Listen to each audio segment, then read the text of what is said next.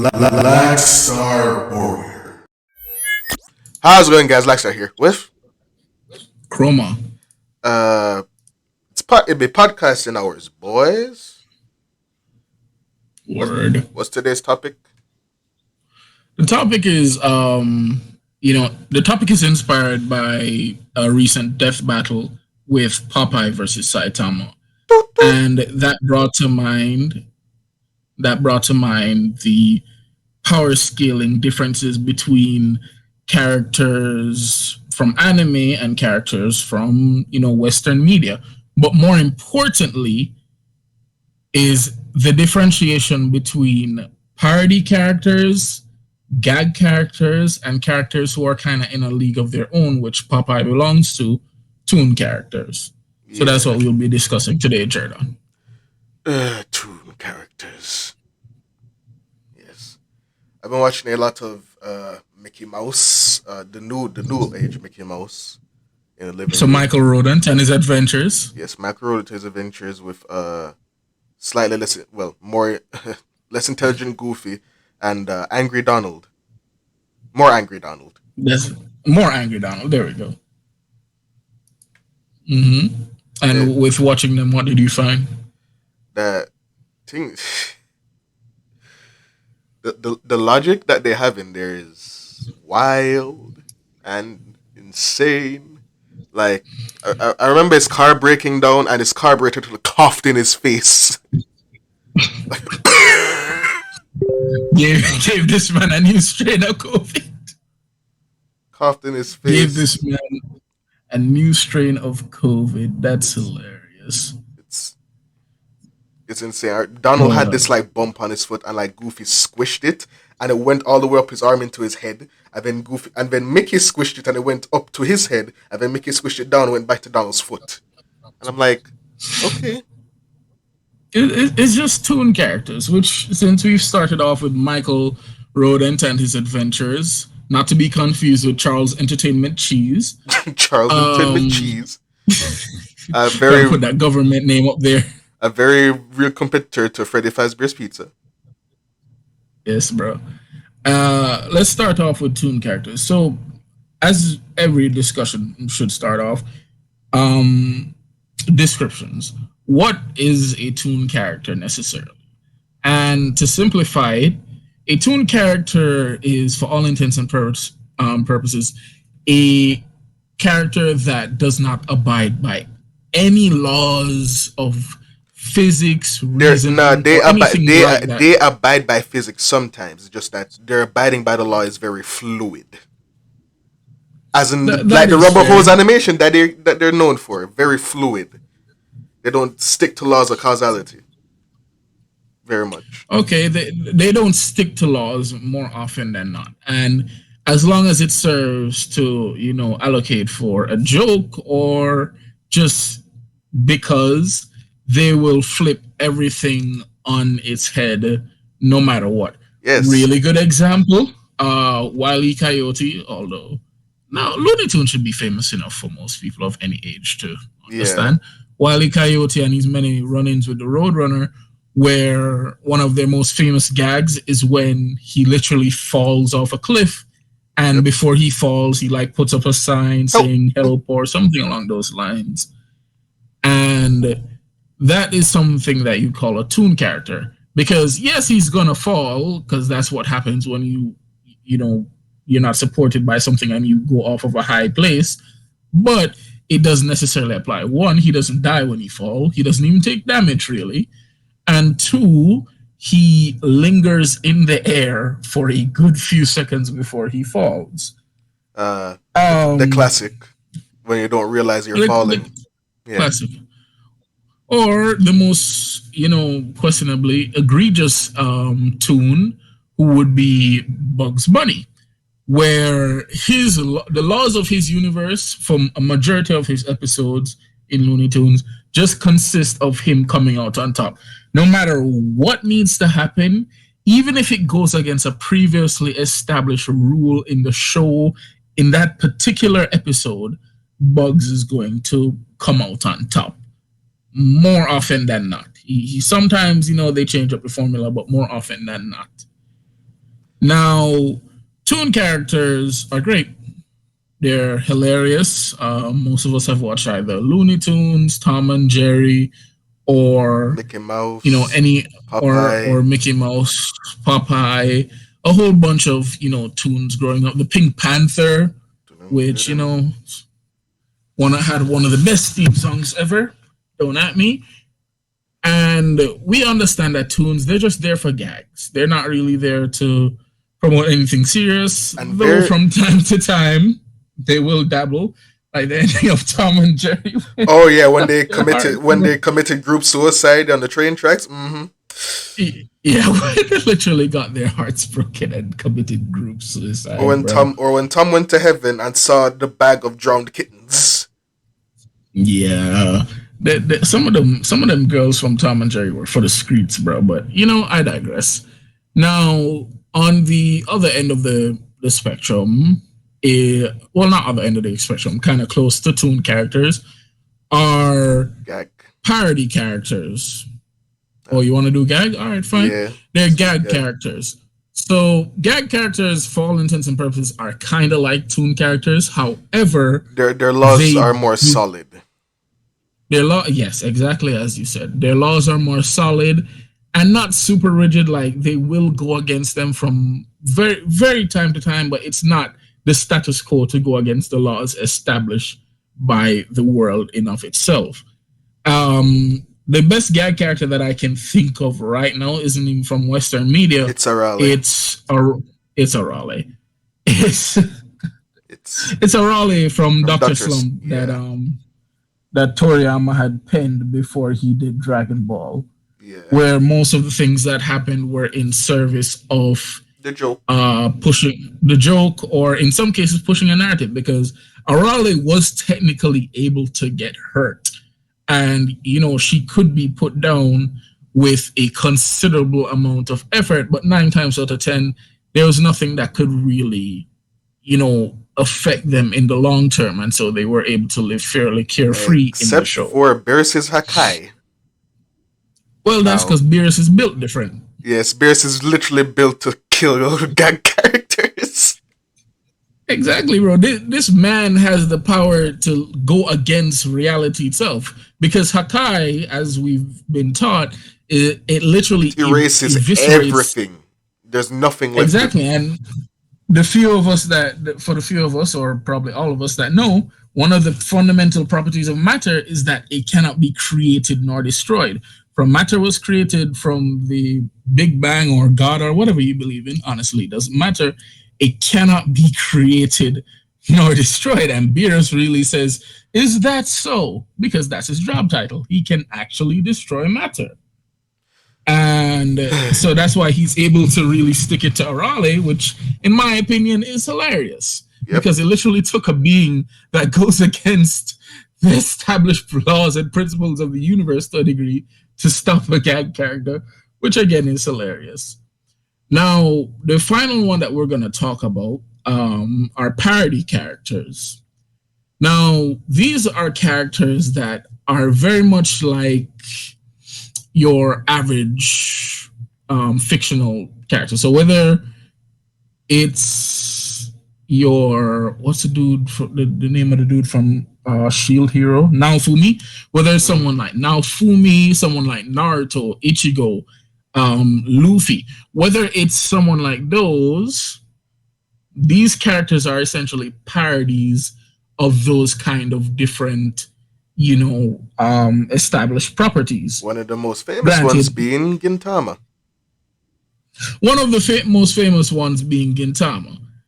And Gintama parodies almost everything. Very honestly, almost everything, and it does it well. It does it in the name of a joke, but it doesn't break its own universe's rules. Yeah, which is why parody characters, generally speaking, get a pass. Yeah, that's the thing about parody characters. They are the most rigid of the unrigid ones. Exactly. Well, then we get to, like a subset of parody characters, to my knowledge, which is satire. Yes, satire. Now, to be fair, the terms can be interchangeable depending on what the conversation is really focusing on. But just to give an example, because satire is a bit, harder to explain, because satire is pretty much just parodying, but just it's making more fun of it. But the most famous example of that is Saitama. Yes, the one Now, punched Baldy. One Punch Man or Kate Baldy. Now, Saitama, as most people should know, is a parody and or satire character, whichever one you want to go with for your niche explanations. Which means he, generally speaking, is a reflection of one of many things. So he's a reflection of a shonen hero at the end of their journey, but giving all of that power and put in the beginning of their show. Or it's like if Goku got ultra. It's like if Goku mastered Ultra Instinct at the beginning of Dragon Ball, basically. Exactly. And was his current age. And was his adult age. That would be so busted. Or it's and Saitama also serves to be a parody / satire of Western superhero comics, which have a just vast insurmountable influence on just media worldwide, but in particular Japanese media. Because even if you go back to the original Astro Boy, even that drew from comic books and different media from the United States in particular. Because Manifest Destiny, Go America, Go Freedom, whatever. Now, Saitama is a parody of or satire. I'm just gonna use parody because it's an easier word in my opinion. Of superhero individuals, simply because he represents that the hero should always win. Yeah, that the heroes always win no matter what they're going up against. He represents what Batman, Superman, and Wonder Woman always do in every one of their stories. Because, well, let's be honest, because of sheer popularity, that no matter what, either death is just not permanent, or they can beat any force no matter what. Whether it's in their solo story or it's one of their crossover events. Or Wonder Woman wears little plot armor to beat the Batman who laughs that literally has the power of God. Well, technically, she didn't. No, she threw his ass into nothingness. Nah, you're right. I'm not even gonna sit here and try to front on that. She literally wore a plot armor. It was dead ass plot armor that gave her God mode. Exactly, bro. And the fact that she was a literal deity before is also hilarious. But that's what Saitama parody. The fact that no matter what enemy comes along, no matter what crisis comes along, no matter what the issue is, Saitama will always be strong enough to face it. Now, in the way that it's presented in the manga, it's usually not presented as necessarily a joke. Granted, Saitama will crack 1 and 2 jokes, yes, but usually the way that he deals with these things aren't as jokes. And that's why this crux of this whole conversation is you cannot put individuals who are parodying or seriously parodying established IPs and properties and tropes and put them up against literal gag / toon characters, or especially Toon, because they literally don't have to adhere to any laws whatsoever. A good example of someone who's technically a Toon character, although his power has waxed and waned over the years, is Mr. Mixis. Still can't say that. It's Mixis. I'm calling him Mixie. I'm calling him Mixie. Yeah. Whatever Jordan said, Mixie, who is a prime antagonist of Superman, although antagonist is a strong word. He's just bored. Honestly, no, he's an antagonist. Villain would be a strong word. He's an antagonist. He antagonizes Superman. He is. That is true.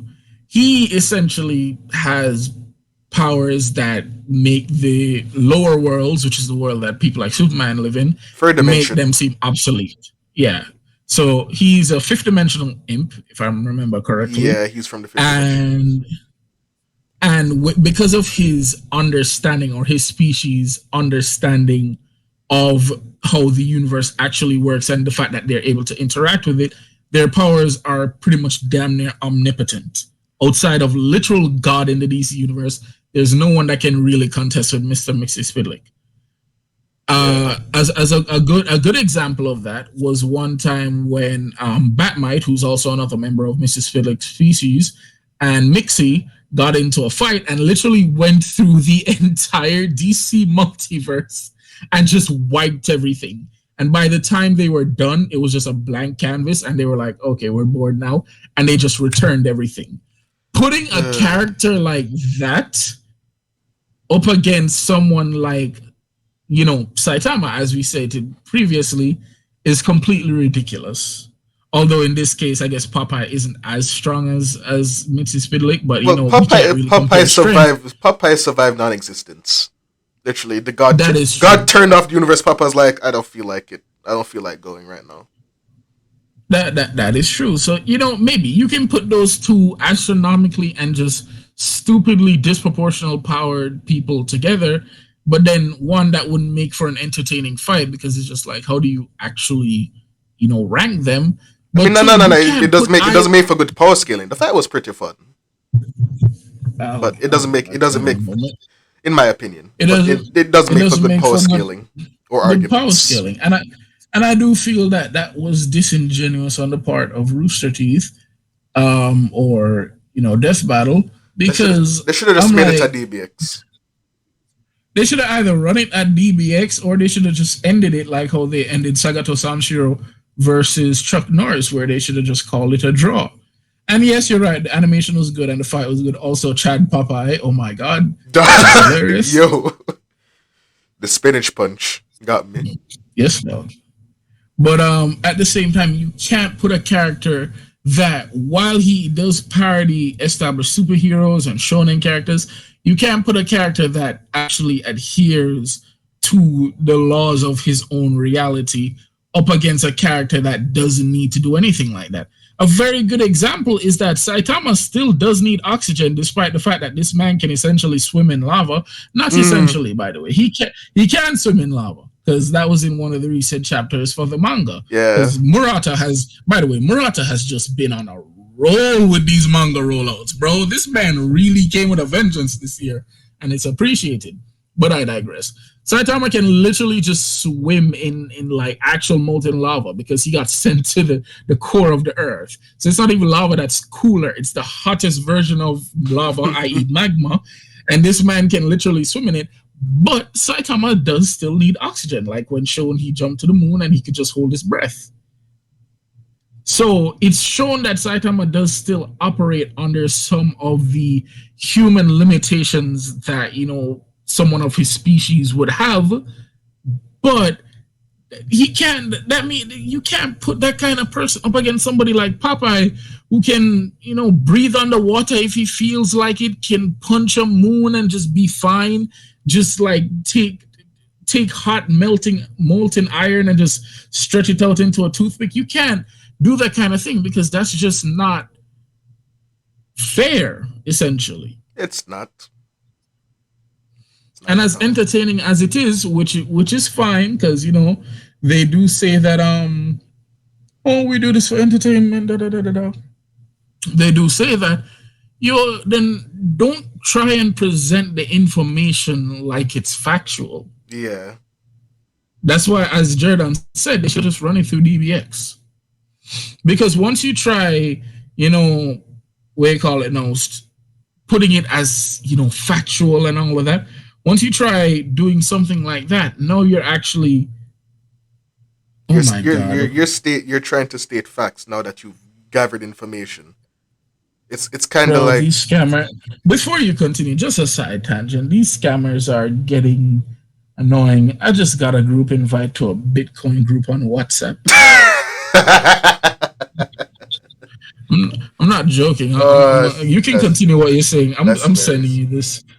But continue what you were saying. Yes, they say it's for entertainment purposes, but once you put in research for that, stats and figures, and yes, especially when you're doing math to that degree to figure out how much megatons of TNT or whatever does this punch take? Or when you try to figure out what the upper limits of Saitama's punching force is, then that's no longer for fun. Well, it is for fun, but you're actually stating something that you believe, that you're stating your opinion that this is how it should be Yes. going. But it's not just the opinion. You're trying to back up your opinion With with numbers and established solid evidence. facts. So you can't be like, oh, it's just for entertainment when you go that far. And again, that's why it should be on DBX, or because I think they own them now, 1 Minute Melee. I think they got away from 1 minute mainly to just make DBX. That is true. But I don't know. That's my honest opinion. I'm not saying the fight wasn't entertaining, because that would be a damn lie. But it really should have been either just a draw, i.e., no contest, or they should have just not have the fight, or DBX, because it's not genuine to the character. And in my personal opinion, even though I found it entertaining, I don't put characters like that in fights. For example, one of the most hotly debated things, Goku versus Saitama. That's a dumb fight, because no matter what, Goku gonna beat the bad guy. No matter what, Saitama gonna beat the bad guy. You see, if it was maybe Dragon Ball Goku, which would just be a bloodbath, Yes. yeah, you could genuinely see Goku losing, or even early Z Goku. You could see him losing and dying. But nowadays, Goku literally, this man doesn't even suffer consequences for his own damn actions. Nope. Remember the Moro saga? This man just took them sensu beans from Krillin and gave that to Moro. Like, not even asked this time. Man just took them shits. I don't feel like asking right now, Krillin. Senzu bean. And then the thing about it is, because he's so important in his own world, because it's a Goku show, it's like, bro, what are you gonna do about it? Exactly. I remember that video you sent me, that video that you or Nicole sent me, where it's like, you have a problem with me, Krillin? You have a problem with me having sex with your wife? Because I don't want to have a problem here, no. Krillin. No, Goku, please enjoy my wife. No, Goku, thanks, buddy. Please enjoy my wife. Thanks, buddy. And I'm like, bro, that's the exact kind of bullshit. Like, what would he do?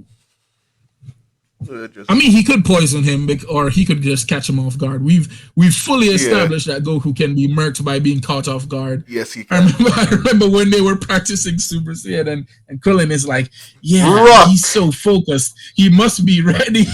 Throws the rock on him and almost kills. And Goku's like, what the fuck, bro? I remember he got scratched by bullets in Super because he wasn't on guard. No, that wasn't Goku. That was Krillin. No, it was Goku. No, it was Goku. Are you sure? Yeah, because he was in the field in his work clothes, and he was like getting robbed, and they shot him, and there was this like mark on his arm. I just didn't remember that scene because it's Goku in his work clothes.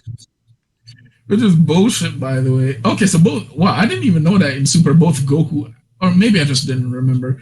I was too busy laughing at, I forgot my tractor. Hercule punches him like, comes back, I forgot my tractor.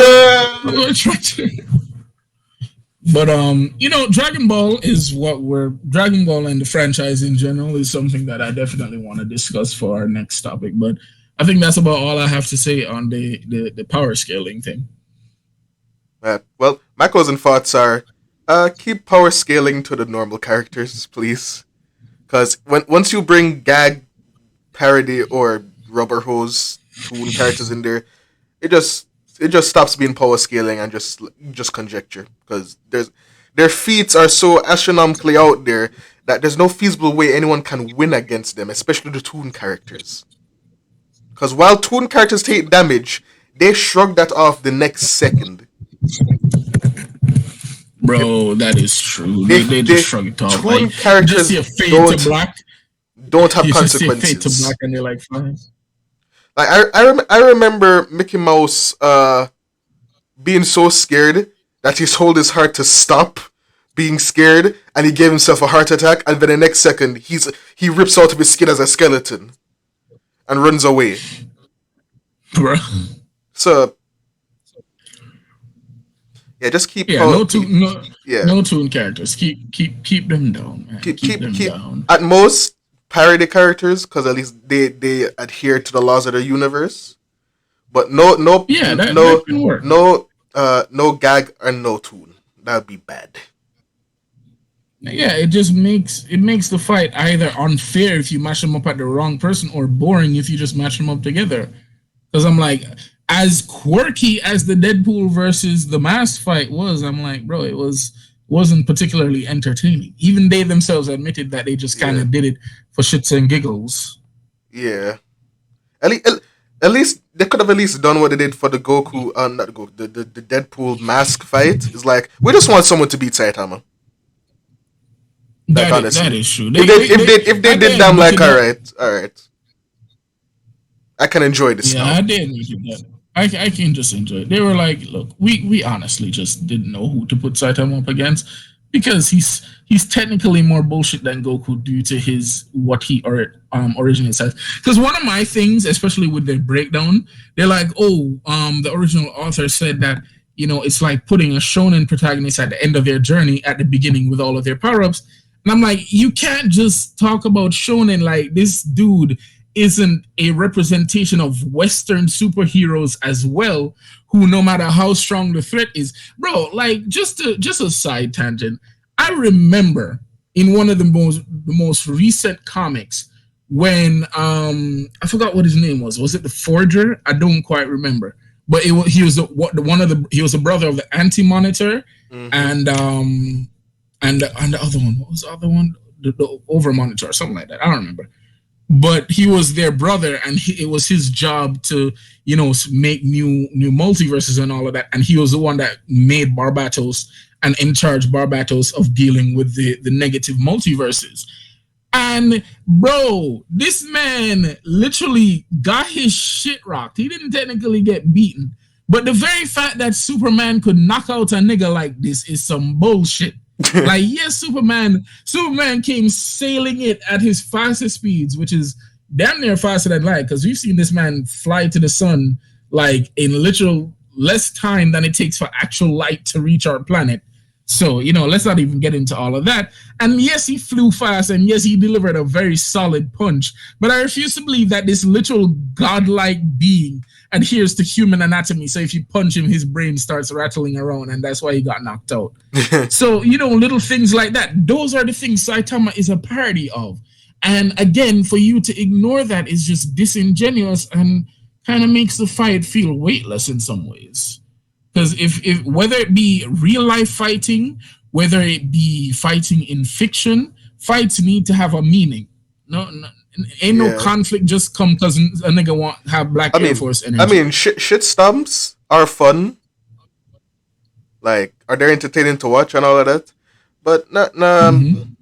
not in death battle. Not when you're trying to make an argument. Like, it could have gone either way. We just had to do the research to find out who would actually win. In a death battle. And now Well, I can actually name this thing a death battle review now. So we talked about it so much. bro, Uh, I'm crying, bro. brother, all right, But yeah, that's about my thoughts on it. you already heard mine. So I'm gonna end Mm-hmm. this. We're gonna end this discussion here. If you enjoyed this discussion, drop a like. I said discussion wrong. If you enjoyed this video, subscribe. It's free. Look at all my other What you saying? They content. call infected with the Yes, NA. appease the algorithm. Follow me on Twitter. Tell me that we're wrong. Just engage, please. I need channel engagement. I need likes. I actually need So likes. if you suck with mother, just say something. Just say something. say something, please. The voices in my head, they keep going. They tell me. They tell me that I need channel engagement. If I don't get channel engagement, they get louder. They get louder. I'm done. But anyways, This is like Star with Chroma. signing off.